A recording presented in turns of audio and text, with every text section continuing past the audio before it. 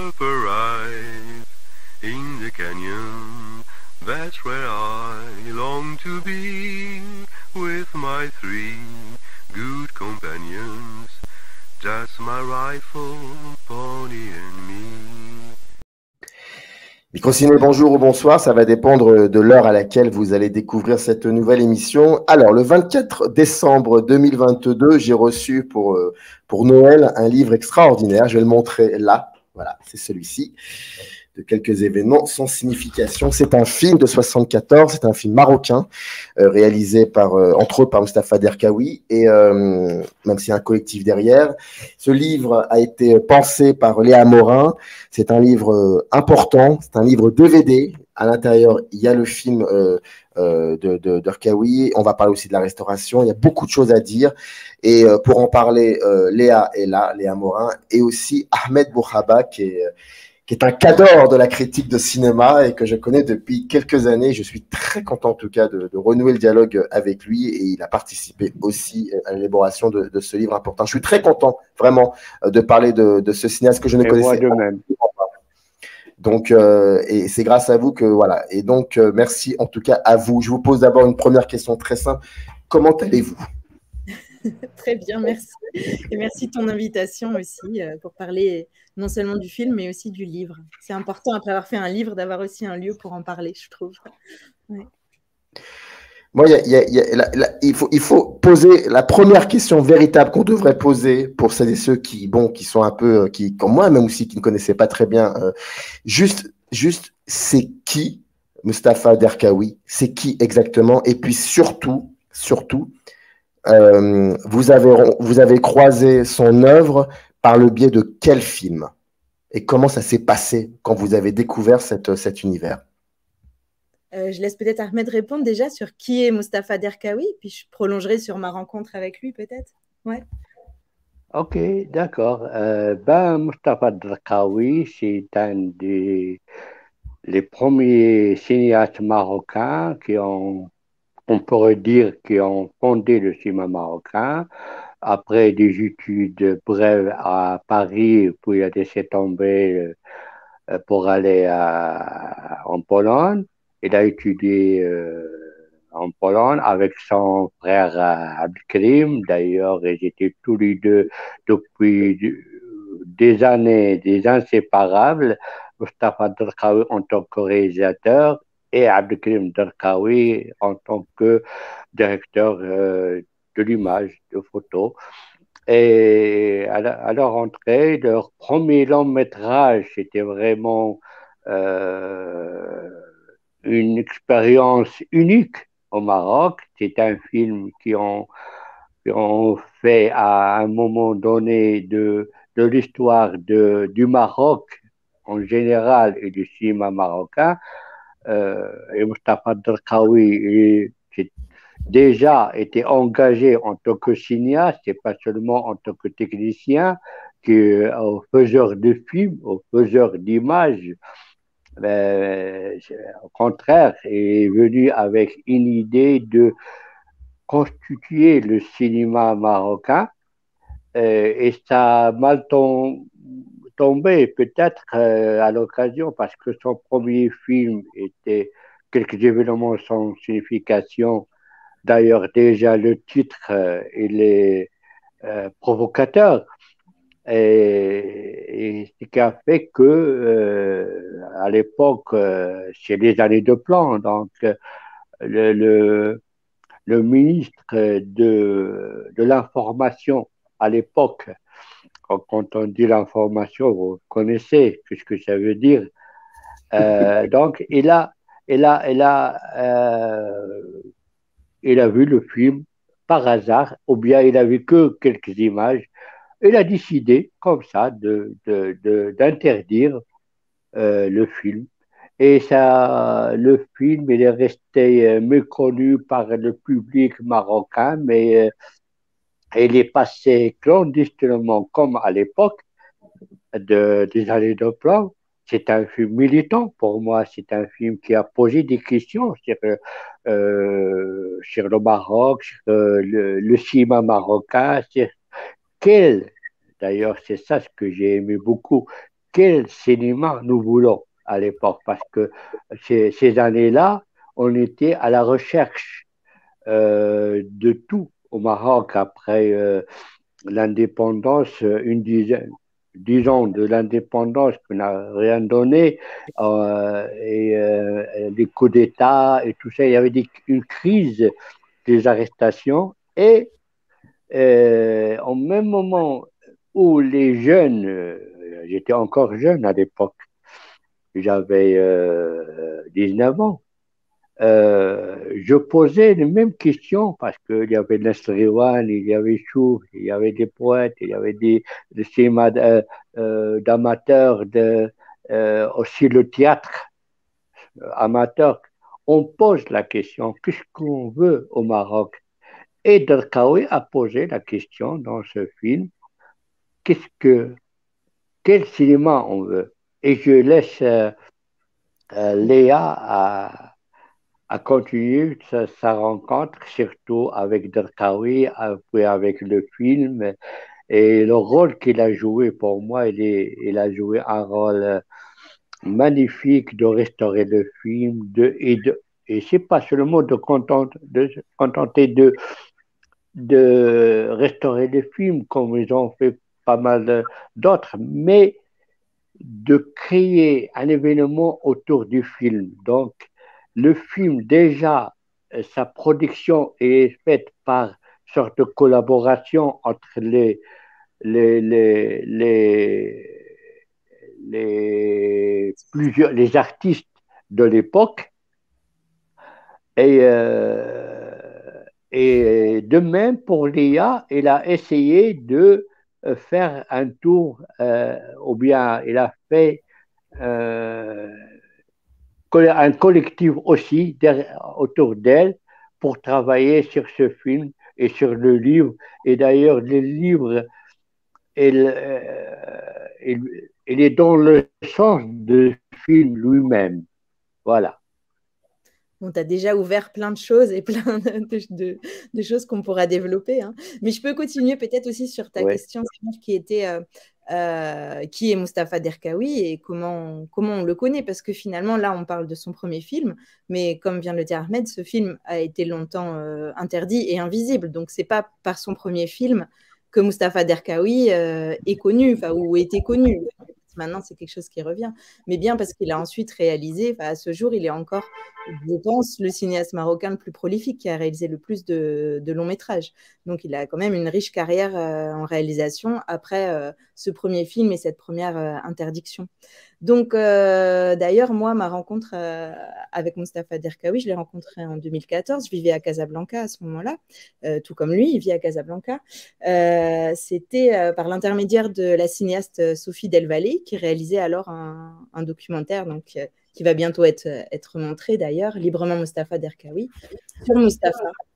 Et quand elle réalisait ce documentaire, son objectif était de le filmer en train de filmer lui-même son prochain film. Donc moi, au départ, quand j'ai connu Mustapha, c'était pas spécialement pour travailler sur son premier film, mais plutôt pour l'accompagner dans la production du prochain film.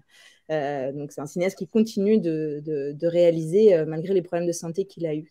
Et puis voilà, petit à petit, j'ai commencé à l'interroger parce que moi au départ, je m'interrogeais justement sur les films manquants des histoires du cinéma.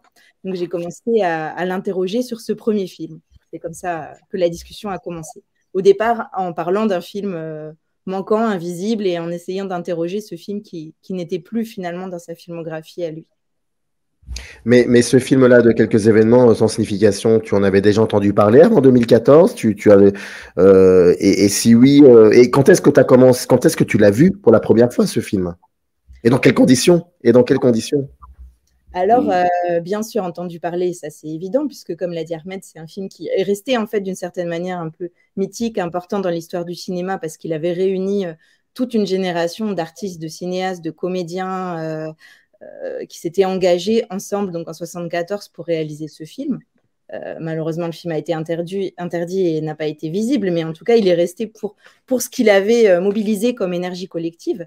Et donc, moi, je le voyais, disons, dans les filmographies, dans les filmographies du cinéma marocain, etc. simplement. Ensuite, la première fois que je l'ai vu, il y avait cette copie, en fait, qu'un cinéphile, collectionneur qui s'appelle Mustapha Dziri, il avait fait un télécinéma à une époque d'une copie du film, et puis il l'avait transféré sur VHS, puis sur DVD. Donc, il y avait cette copie survivante de très mauvaise qualité qui circulait comme ça dans les milieux cinéphiles et qui permettait aux gens d'avoir accès au film. Bon, avec un son terrible, avec une image vraiment à la limite de l'acceptable, mais c'était la copie survivante de ce film. Et c'est d'ailleurs des extraits qu'a utilisé le cinéaste aussi Ali Essafi dans un court-métrage qui s'appelle Wanted, et ensuite dans Avant le déclin du jour. Donc voilà, ce film circulait comme ça. Donc c'est comme ça que que je l'avais en fait déjà vu quand j'ai rencontré Mustapha en 2014. Moi, j'avais déjà vu ce qui restait de son premier film, on va dire. Oui,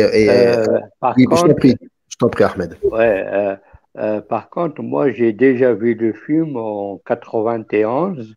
C'était l'occasion d'une semaine du film marocain et la plupart étaient des films interdits, dont le film de Souhail Barka, La guerre de pétrole n'aura pas lieu, et les autres. C'était une semaine du film marocain organisée par la Chambre marocaine des producteurs et enfin, on était très heureux de voir le film sur grand écran et que l'interdiction est levée. Mais ce qui est très intéressant, c'est que le film était interdit sans oralement, verbalement. Il n'y avait pas d'écrit d'interdiction. Et de même, pour le retour du film, pour que voir le film en 91, c'est grand écran, aussi, c'est comme s'il n'est rien passé. C'est-à-dire, des années après, on découvre un film, on a tant parlé, Bon, moi aussi, je l'ai vu par VHS avant, mais l'important, c'est de le voir sur grand écran. Ce qui a fait que une autre impression sur le film, et justement parce qu'en 91, c'était en festival troisième festival national à Meknès, ils ont organisé la première assistance de cinéma marocain. Et le sujet principal était l'interdiction, de parler de l'interdiction des films, parce que même Lakta, avec son premier long métrage, À l'amour à Casablanca, il a risqué d'être interdit aussi parce que une petite fille qui vit avec un autre homme marié et c'était difficile à l'époque. Donc, et je veux dire aussi que Mustapha Drkaoui, il est resté fidèle à son cinéma avec d'autres films, comme par exemple, moi, des films que j'aime beaucoup, d'ailleurs j'aime ce réalisateur, comme le film de Les beaux jours de Shahrazad ou Un titre provisoire et tant de films. Il y a des journalistes qui ont attaqué Mustapha Drkaoui pour ces films qui sont incompréhensibles, qui ne sont pas des films grand public et bon. Et ce qui est extraordinaire chez Mustapha Drkaoui, il a répondu. Il a répondu par un film, des films de public.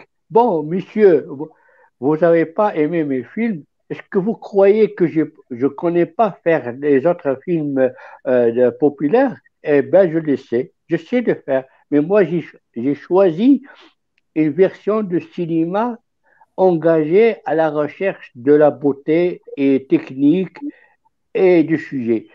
Et voilà, il a fait d'autres films qui sont marchés, Casabainat et tout ça. Donc, c'est un réalisateur qui sait ce qu'il fait.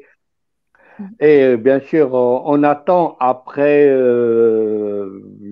tant d'années parce qu'avec sa santé, on attend le nouveau film. Moi, je l'attends avec impatience. Hamid El Jayah. Déjà, le titre, toujours chez Mustapha Darkawi, on part déjà du titre du film. On passe à l'affiche et puis au film lui-même. Donc, toujours, ces films, elles créent des débats, elles partagent des critiques, des journalistes. Il n'y a jamais l'unanimité autour de Darkawi. Et ça, je l'aime beaucoup. J'aime beaucoup. Mais vous disiez au début de l'émission que dans le film de quelques événements sans signification, il y avait plusieurs questions qui se posaient dans le film, dont celle de savoir, mais on va où? Qu'est-ce que vous voulez? On veut quoi comme cinéma? Moi, j'aimerais bien savoir, je pense que certains peut-être ne connaissent pas, le contexte. À l'époque, en 74, quand il fait ce film, c'est quoi le cinéma marocain? Est-ce qu'il y a déjà, pardonnez-moi cette question provocatrice, est-ce qu'il y a un cinéma?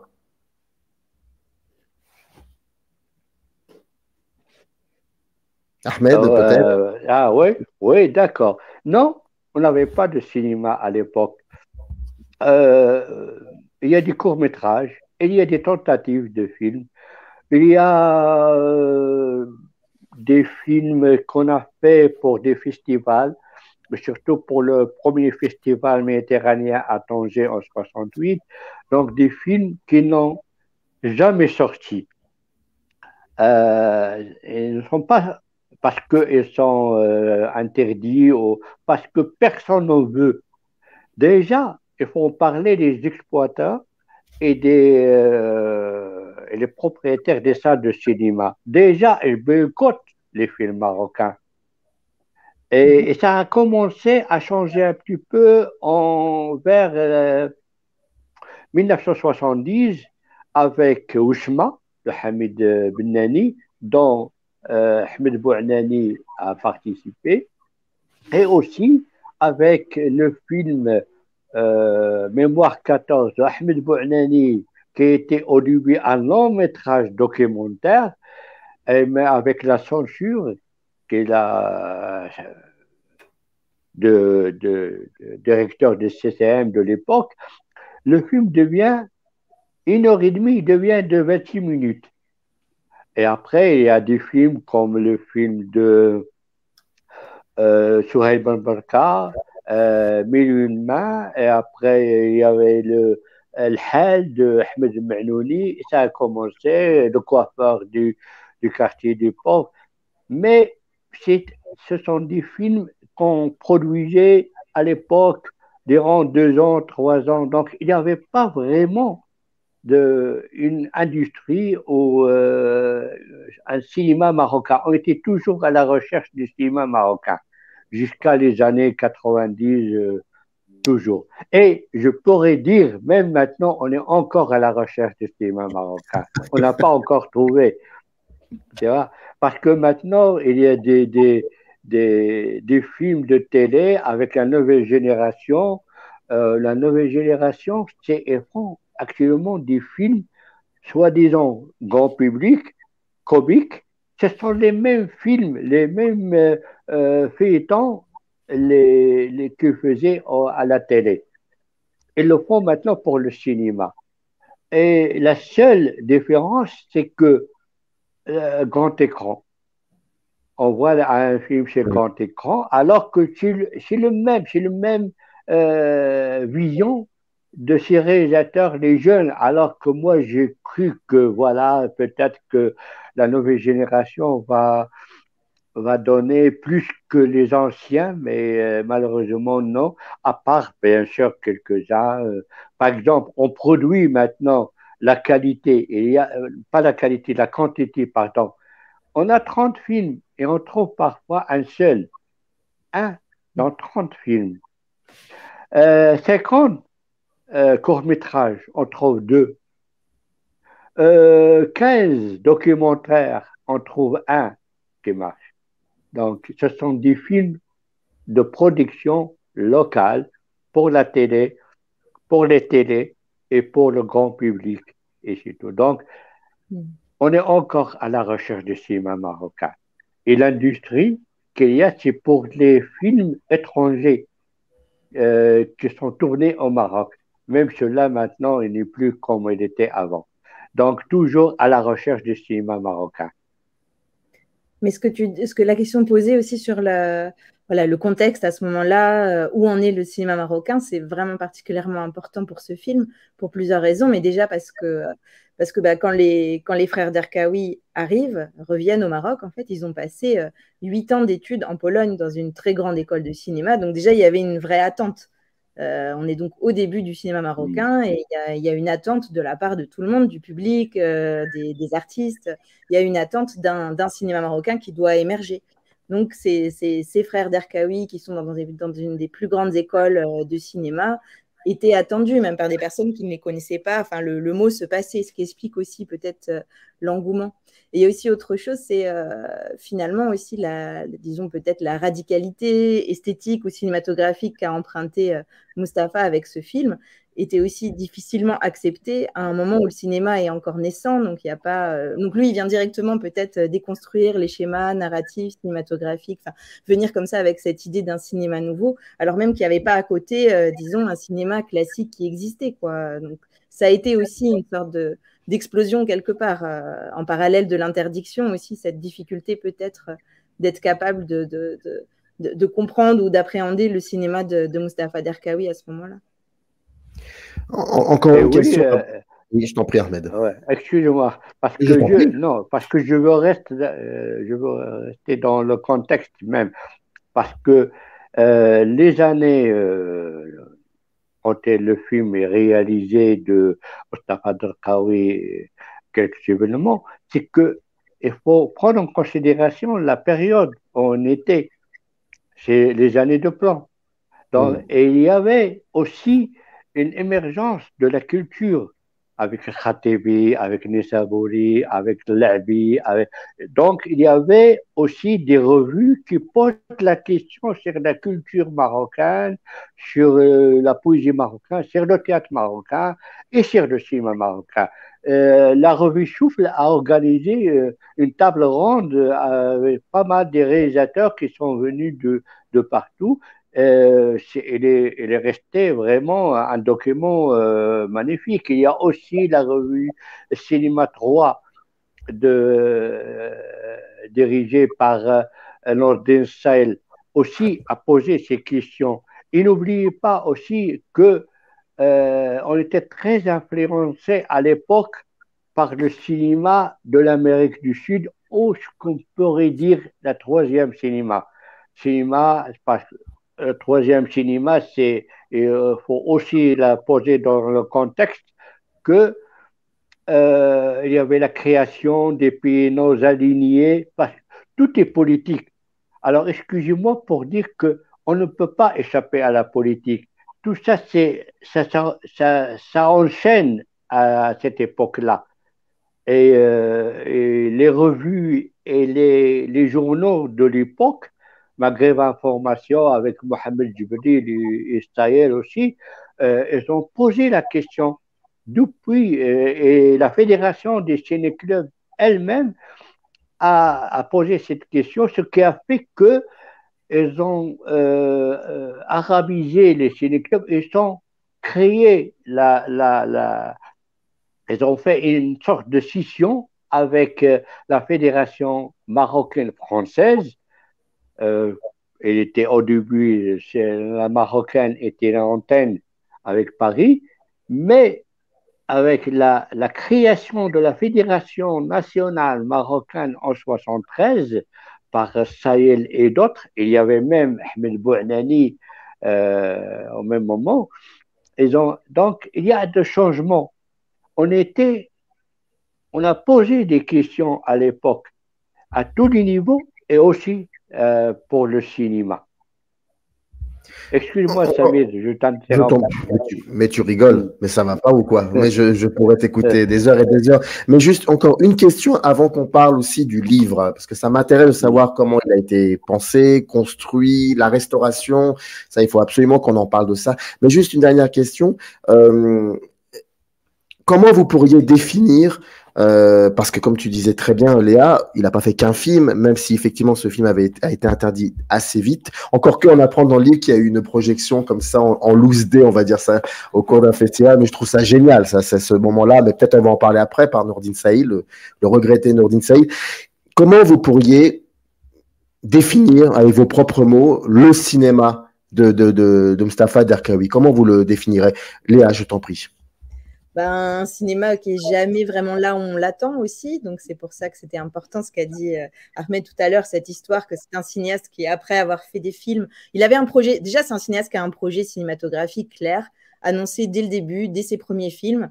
C'est pour ça ce qui a été fascinant aussi en faisant cette recherche et ce livre, ça a été d'aller trouver ces films réalisés en Pologne, en fait, ces courts-métrages lorsqu'il était étudiant, parce qu'on se rend compte que son projet de cinéma est déjà là dès ses premiers courts-métrages polonais, et c'est quelque chose qui va continuer, il va cheminer comme ça de film en film, de nous amener dans cette réflexion peut-être sur ce que peut le cinéma, ou quelle est la place du cinéaste aussi dans ce monde. C'est un cinéaste qui retourne la caméra vers lui, qui filme sa famille, qui filme ses proches. Je veux dire, c'est des fictions, hein, on n'est pas du tout dans le documentaire, mais qui vient mettre aussi toute cette part de réalité dans ses cinémas. Un cinéma très engagé aussi, bien sûr, socialement, et qui va toujours être, voilà, là, on ne l'attend pas. C'est ce que je dirais.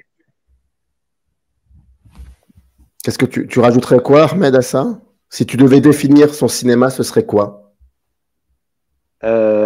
Pour moi, c'est un cinéaste, c'est un nom qui a fait l'histoire du cinéma marocain. Et son cinéma, c'est vraiment unique au Maroc. Et il y a beaucoup de recherches à tous les niveaux. Et c'est un cinéaste de l'époque et il a changé avec le temps. Donc, il a répondu à des attentes du public aussi. Donc, son cinéma est divers et diversifié et riche. Aussi, comme a dit Léa, depuis toujours, depuis les courts-métrages qu'on a pu voir grâce à Léa, les films tournés en Pologne et aussi ici au Maroc. Il a fait pas mal aussi de courts-métrages avant. Donc, moi, je trouve que c'est un cinéaste unique au Maroc. Dans le descriptif de cette vidéo, il y a tout ce qu'il te faut, toutes les informations pour se procurer ce livre. Ma question, elle va être très, très simple, Léa. Comment on fait pour arriver à ça? Comment on fait? Bah, tout ça, ça vient du film. C'est ce que disait tout à l'heure. Il disait qu'il a senti. Parce que je veux dire, ça vient du film, mais pas. C'est-à-dire que là où nous a amené le film, quand on a commencé un peu la recherche autour du film, c'est à voir tous ces liens entre justement les artistes, l'époque, les documents qu'a cité Ahmed, tout ce qu'on vient de dire jusqu'à maintenant. Il y avait cette volonté peut-être de trouver un espace. Donc le livre est un espace hein, où on allait pouvoir réunir un peu cette constellation qu'on a tissée autour du livre en menant la recherche autour du film plutôt. Donc, c'était cette idée, en tout cas, l'idée de faire ce film et d'emprunter un peu au cinéma de Mustapha, d'emprunter un peu au souffle de quelques événements sans signification pour assembler quelque chose. Donc, c'est vraiment un livre qu'on a conçu comme un peu un collage de matériaux. Il y a plusieurs niveaux de récit, un peu justement comme dans le film de Mustapha. Il y a cette idée aussi d'aller vraiment en gros plan, qui est vraiment quelque chose qui existe aussi beaucoup dans le cinéma de Mustapha Derkaoui, de s'intéresser aux micro-histoires, d'aller sur des choses très précises et voir ce que ça peut nous dire d'une époque, d'une génération. Donc, il y avait cette idée que, tout comme le film est un portrait un peu de toute une génération, le livre devait aussi en être le portrait d'une certaine manière. Et puis de ne pas figer, sinon, bon, c'est un livre de cinéma, d'histoire du cinéma, où il y avait aussi cette idée de ne pas figer les histoires du cinéma dans le passé, mais de peut-être un peu venir mettre en crise la manière dont on peut raconter les histoires du cinéma. et essayer de voir comment, justement, avec ces différents niveaux. Alors, pour décrire un peu le livre, il y a à la fois des entretiens, des discussions, des choses assez classiques, des textes plus, des essais un peu plus qui se rapprocheraient des essais universitaires qu'on a demandé à certaines personnes, comme Marie-Pierre Boutier. Mais il y a aussi des choses plus intimes. Une lettre qu'adresse le cinéaste Ali Essafi à Mustapha Derkaoui, par exemple, ou encore aussi des textes beaucoup plus libres. Donc ça, c'était important aussi dans cette idée de ne pas venir figer le film dans le passé. C'était de laisser aussi une ouverture à des jeunes cinéastes. Donc là, par exemple, il y a le cinéaste Nadir Mouche qui a écrit un essai de fiction. Donc il est vraiment sorti d'un regard sur le film, et il a écrit une fiction, un court texte à partir du film. Donc voilà, c'est pour dire déjà un peu le souffle, et puis cette volonté, comme a dit Ahmed tout à l'heure aussi, de réunir aussi, tout comme le film avait réuni tous ces artistes, tous ces intellectuels, faire une œuvre collective et reconstituer le récit du film, le récit de son interdiction, de sa restauration. On parle aussi dans le livre de sa restauration, donc on parle de tout ce mouvement, de tous ces lieux, de tous ces gros plans. C'est pour ça que je disais tout à l'heure des gros plans. Toutes les personnes aussi qui ont participé au film, on a fait un grand effort, et là c'est vraiment avec Ahmed qu'on a fait ça. C'était un long travail de recherche, d'essayer de faire des biographies de presque chaque personne qui apparaît dans le film. Alors ça paraît rien, c'est quelques pages à la fin du livre, mais ça a été un long travail pour justement resituer qui sont ces personnes, parce que presque chaque personne à l'image a un sens. C'est un casting qui avait un sens aussi esthétique, politique. Pourquoi telle personne est dans le film? Parce que voilà, il a joué un rôle à ce moment-là dans le journalisme, dans le militantisme politique, dans la poésie, dans les avant-gardes artistiques. Donc voilà, il y a eu je pourrais dire encore plein de choses, mais peut-être que tu aurais une question plus précise. Il y en aurait une, et c'est malheureusement, c'est un peu le nerf de la guerre, on le dit souvent ça, mais ça m'intéresserait aussi économiquement, parce que généralement, quand on crée, parce que c'est une création, il y a toujours, c'est parce qu'il manque quelque chose. Là, pour le coup, c'est parce qu'il manquait aussi un film, et donc il y a eu restauration. Mais est-ce que ça a été, est-ce que c'était évident pour les partenaires financiers pour pouvoir faire ce livre-là? Alors là, tu as soulevé la question de la restauration, parce que si je reviens un peu en arrière, voilà, 2014, je rencontre Mustapha. Au début, c'est une recherche autour de son film qui n'existe pas. Et en fait, ce qui s'est passé, c'est que le film, on l'a retrouvé. Enfin, on a pu retrouver les négatifs, les originaux, qui étaient en fait à Barcelone, parce que le film avait été développé en Espagne. À ce moment-là, il n'y avait pas de laboratoire au Maroc. Le film avait été développé en Espagne. L'histoire, pourquoi on disait qu'il était perdu, en fait, il était présumé perdu, on va dire, c'est que le laboratoire qui avait développé le film, donc dans les années 70, avait fait faillite. Donc, on ne savait plus vraiment où étaient les négatifs. Or, il se trouve que quelques années auparavant, c'est la Filmoteca de Catalonia qui avait récupéré ces négatifs. Donc, très vite, je suis allée les voir, on a parlé de l'importance de ce film, et ils ont suivi de manière très courageuse, hein, parce que je pense qu'ils n'avaient jamais entendu parler de Mustapha Derkaoui, mais ils ont fait confiance en ce projet, et voilà, je leur ai expliqué aussi à quel point ce film était unique. On a eu des discussions sur ça, sur les nouveaux cinémas des années 70, et ils ont eu cette volonté de participer à ce projet, et donc de mener la restauration. C'est la Filmoteca de Catalonia qui a mené la restauration du film, qui était donc dans leurs archives. Et il y a toute une discussion dans le livre à propos de cette restauration. Et donc, ça a été la première étape, mais qui est arrivée un peu comme une nécessité, c'est-à-dire on travaille autour d'un film. Finalement, le film, on le retrouve. Bon, le plus important, déjà, ça va être de le rendre visible. Donc, les premières étapes de tout ce long projet, dont le livre est l'aboutissement d'une certaine manière, ça a été déjà de rendre le film visible et de le faire circuler. De le réactiver au présent aussi, et ça, c'est ce qui s'est passé depuis 2019, depuis que le film a fait sa première à la Berlinale, au Forum de la Berlinale, et en parallèle à l'ouverture du Festival national à Tanger. Donc la sortie du film restauré, on va dire, et puis finalement la vraie sortie, puisqu'il n'a jamais été montré officiellement, à part toutes ces projections clandestines dont on a parlé et dont on parle aussi dans le livre. Donc voilà, il y a eu déjà toute cette nouvelle vie du film qui a circulé en présence du cinéaste. Mustapha a accompagné son film à pas mal de séances.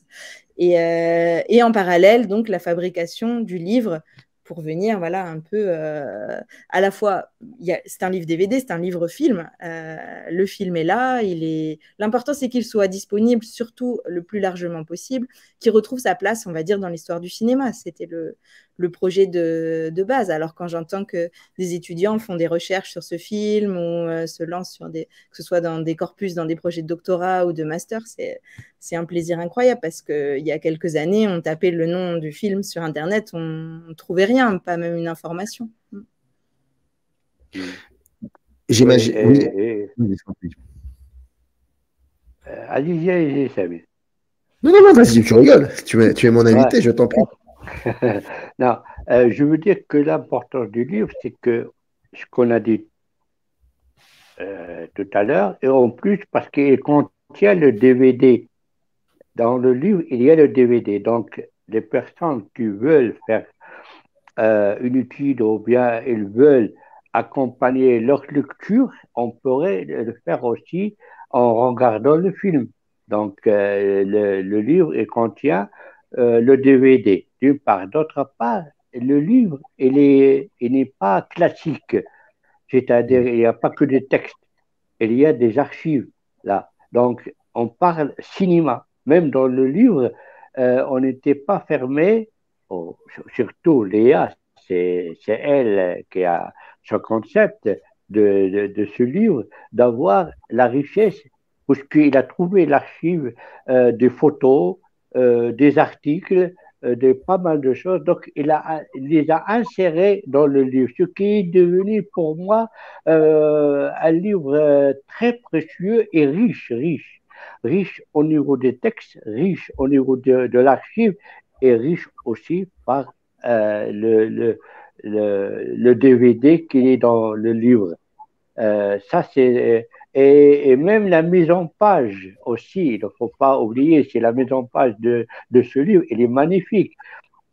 C'est pas une mise en page classique, tu vois, qui émerde les gens. Non, c'est bien à voir, c'est beau à voir et c'est beau à lire aussi. Non, mais c'est important qu'il insiste effectivement sur l'idée de mise en page. Et il faut quand même que je précise qu'il y a 4 actes, et tu le disais, hein, il y a restaurer, ancrer, reconstituer, situer. Et surtout le fait de se réapproprier la configuration du film de Mustafa Derkaoui pour en faire un livre. Et je trouve ça assez passionnant. Vous avez certainement dû faire ce qu'on appelle des tournées pour montrer le film, pour le remontrer au Maroc précisément. Comment ça s'est passé, l'accueil? C'est assez incroyable à chaque fois. On a encore montré le film il n'y a pas si longtemps, puisqu'avec le livre, du coup, ça permet de continuer à montrer le film à chaque fois à des publics très différents, qui peuvent être des étudiants en cinéma ou tout autre contexte. Et la dernière séance, c'était avec un public très jeune, donc qui n'a pas vu beaucoup de films de cette période. Et ce qui les a marqués, et c'est vraiment le retour le plus important que j'entends souvent, c'est à quel point toutes les questions qui sont posées par ce film de 74, sont des questions encore pertinentes aujourd'hui. C'est d'ailleurs ce qui fait que ce livre existe et pose encore cette question. La question de que peut le cinéma, les questions politiques que porte le film sont des questionnements qu'on se pose encore maintenant, et c'est un retour qu'on a eu d'énormément de personnes. Après, un retour aussi important que j'ai pu avoir après une projection du film, c'est un jeune cinéaste qui se posait la question et qui disait, mais qui a déjà fait quelques films, et qui disait, mais peut-être que mon cinéma aurait été différent si moi j'avais vu ce film avant, si j'avais su que je m'inscrivais dans cette généalogie-là, dans cette suite-là. Je ne savais pas qu'il y avait au Maroc un cinéaste qui avait produit et réalisé ce type de cinéma. Donc ça l'a particulièrement marqué. Et toi, Ahmed, est-ce que tu peux nous parler un peu de ça, des réactions de peut-être d'un nouveau public, que ça soit un public plus jeune, voire même peut-être un public plus ancien aussi, qui découvrait ce film. Comment toi tu l'as senti ou ressenti plutôt? Moi, j'étais très content que le film est restauré et que les gens l'ont vu, revu. Et surtout, actuellement, avec le DVD, dans le livre, pas mal de personnes, ils ont trouvé ça magnifique d'avoir le film et le livre en même temps et d'avoir une discussion, une nouvelle discussion, même par les vieux, les anciens, sur le film. Et ça, au début, comme a dit Léa, c'était sur le film, et après, ça a repris avec le livre, et donc ça fait maintenant 8 ans où il n'y a que la discussion autour du film et du livre et de Derkaoui en attendant son film. Et, euh, et tu sais, Samir, qu'il y a pas mal de personnes que je connais, que j'essayais moi-même de leur parler, de voir qu'est-ce qu'ils pensent, surtout du livre. Qu'est-ce qu'ils disent, comment ils ont trouvé le livre. Malheureusement, le livre il n'est pas encore distribué beaucoup au Maroc, mais on l'a fait dans plusieurs villes et ça a été, euh, comment dire, un événement magnifique du livre, mais il faut que Léa trouve un moyen que ce livre arrive au Maroc, parce qu'il est épuisé au Maroc. On ne le trouve Non, non, pas maintenant. il est encore, Dans quelque il l'a part. ramené. Euh, Il est à il est Casablanca, où? J'ai entendu à Tanger. J'ai il est à entendu Tanger, parler ouais. à Tanger, mais il y a d'autres villes au Maroc et qu'il faut avoir ce livre, ce beau livre, avant qu'il soit piraté en, en photocopie, parce que il peut être piraté et voilà, à ce Mhm. moment-là, parce qu'ici, on pirate tout. Donc, le film est déjà piraté, je sais qu'il est déjà piraté, mais le livre, ça va venir. Surtout, il y a une demande, donc il faut que le livre soit là.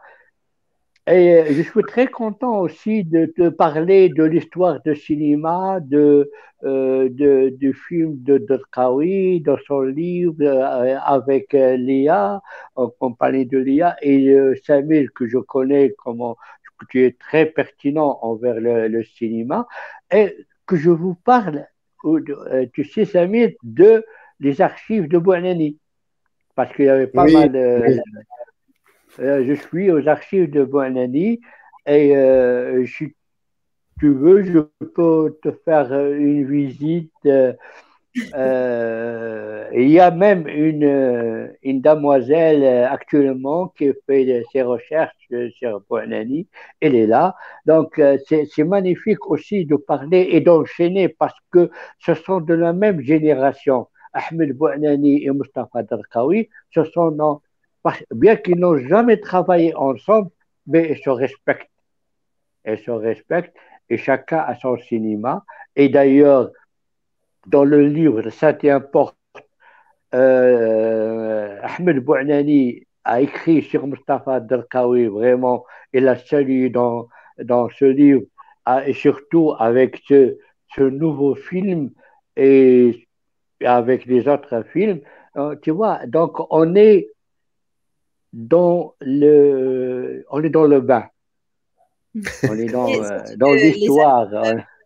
les archives Buonanni, donc c'est ce lieu, cet appartement qui contient les archives du cinéaste Ahmed Buonanni, qui a écrit aussi une histoire du cinéma au Maroc, donc La Septième Porte, et qui a toute sa vie à collecter un certain nombre de documents, de revues. Donc c'est quelque chose qui est présent aussi dans le livre, puisqu'il y avait cette volonté avec ce livre, quelques événements sans signification à reconstituer, de poser, de donner accès en fait à certaines archives, à certains documents, comme la revue Cinéma 3 de Nourdine Saïd dont tu parlais tout à l'heure, dont on a reproduit l'édito, comme ce débat incroyable qui est paru dans Souffle. Donc, beaucoup de ces archives qui sont dans le livre viennent justement du travail qui est fait aux archives Buonanni par sa fille Touda et par tout le collectif qui s'occupe justement de préserver, numériser cette mémoire. Donc, on va exactement dans le même mouvement avec ce livre. Et puis, il y a une autre archive qui est aussi vraiment à l'origine ce livre d'une certaine manière, c'est quand au fur et à mesure de la recherche, on a pu retrouver aussi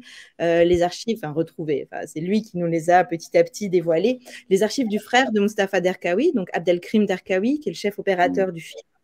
De quelques événements sans signification, et qui, lui, c'est l'archiviste de la famille, on va dire, des Derkaoui, et qui avait gardé tous les journaux, qui avait gardé, et surtout, une chose très importante, c'est les photos, vraiment une fascinante archive photographique de leurs années d'études en Pologne. Donc, c'est des choses qu'on a beaucoup reproduit aussi dans le livre, en laissant vraiment, c'est un livre au format assez grand, donc on a laissé aussi de la place pour ces images, en fait, face à la force visuelle et de ce que venaient aussi nous raconter les archives d'Abdelkrim Derkaoui. Il y avait cette volonté aussi d'écrire un livre aussi qui peut se lire peut-être visuellement, parce que finalement, ce dont on parle de cinéma, on parle de désir de cinéma, de gestes de cinéma. Donc, les années d'études, c'est un peu comment on arrive à devenir un cinéaste, qu'est-ce qui se passe, quel est le désir en fait d'aller vers le cinéma. Donc, il y avait cette idée de reconstituer ou de restituer un peu un parcours, faire un peu presque un roman d'une certaine manière entre les images, les documents, les archives, les différentes discussions et des choses. Des fois, il y a des photos un peu intimes aussi, de vie personnelle des Derkaoui. Donc, il y avait cette volonté de mêler un peu tous ces récits, quoi, pour restituer un peu le souffle et le désir des cinéastes. Ouais. Et la personnalité à part Derkaoui. J'espère qu'on le sent dans le livre. C'est quand même quelque chose qui ressort. Oh oui, mais pour que les gens aussi ont plus d'informations sur le travail des frères Derkaoui, Mustapha et Abdelkrim, et pour avoir plus de renseignements et de voir plus d'archives, il faut aussi visiter le site de Léa Morin. Tu pourrais dire, c'est Cinéma 3, www.cinema3.com. INIMA.com. Et c'est un site trilingue en arabe, en français, en anglais, sur justement ce récit des cinéastes marocains qui ont étudié en Pologne à l'école de Łódź. Ouais. Et c'est un récit à travers des Samir, ce n'est pas de la publicité qu'on fait là, mais au contraire, on donne des tuyaux pour les chercheurs. Bien sûr. Et pour les cinéastes et pour tout le monde. Ça nous fait plaisir de partager ça et qu'ils fassent les tuyaux qu'on donne, les archives de Bouanani, le site de Léa et tout ça, c'est la continuité. Non, mais tu as entièrement raison et ce sera intégré dans le descriptif de la vidéo. Je montre ça de nouveau, voilà. C'est quelques événements sans signification, à reconstituer. C'est l'émotion qui parle. Il y a le livre, c'est un livre DVD. Vous avez toutes les informations dans le descriptif de la vidéo. Je voulais quand même, avant de vous quitter, juste tout simplement nommer les personnes qui ont participé au livre.